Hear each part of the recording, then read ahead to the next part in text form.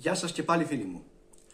Είμαστε πάλι μαζί και χαίρομαι πάρα πολύ που θα μοιραστώ μαζί σας την επόμενη ιστορία, ξεκινώντας βέβαια με τις ευχαριστίες μου προς όλους όσους ανταποκρίθηκαν θετικά και ήταν κάτι πολύ ευχάριστο για μένα αυτό στο προηγούμενο βίντεό μας.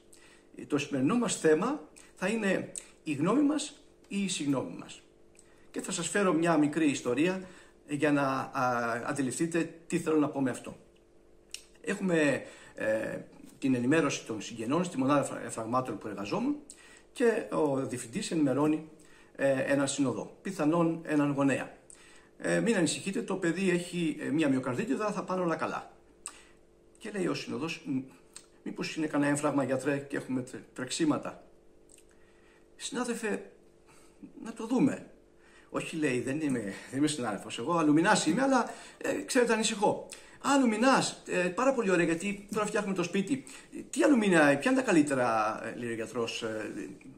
Λέει ο αλουμινάς, λέει τα Ευρώπα θα βάλετε, είναι κορυφή.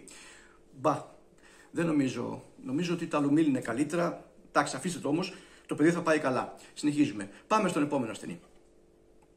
Αυτό είναι μια ιστορία που σε μένα έδειξε τουλάχιστον ότι πρέπει να γνωρίζεις κάτι για να εκφέρεις γνώμη. Η γνώμη είναι από το γνωρίζω, γινώσκω, γνώση, άρα γνώμη έχει όποιος έχει γνώση. Και είναι ένα πρόβλημα που το συναντάμε πάρα πολλές φορές στη ζωή μας, είτε προς το μέρος μας, είτε καμιά φορά και εμείς το κάνουμε προς άλλους ανθρώπους. Έχουν γνώμη, δεν ξέρω αν είναι ελληνικό ιδίωμα αυτό, όλοι για τα πάντα. Πολλές φορές έχουν γνώμη για τη δουλειά μας, έχουν γνώμη για μια σχέση μας, έχουν γνώμη, αλλά πρέπει κάθε φορά να σκεφτούμε ποιος είναι αυτός. Μπορεί να είναι ένας δικός μας άνθρωπος, μπορεί να είναι ο πατέρας μας, μπορεί να είναι ο καλός μας φίλος, ο αδερφός μας, μας αγαπάει μεν, αλλά έχει τη γνώση για να μας δώσει τη γνώμη του. Έτσι λοιπόν, την επόμενη φορά που θα είναι να πάρουμε μια γνώμη, πρέπει να δούμε ποιος είναι ο άνθρωπος που θα μας δώσει αυτή τη γνώμη, αν γνωρίζει το αντικείμενο.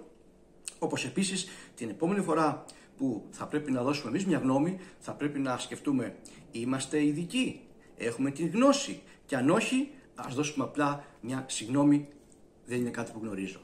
Να είστε καλά, θα χαρώ να σας δω και στο επόμενο βίντεο και φυσικά να έχω και τα σχόλιά σας για το απόψινό μας βίντεο. Να είστε όλοι καλά.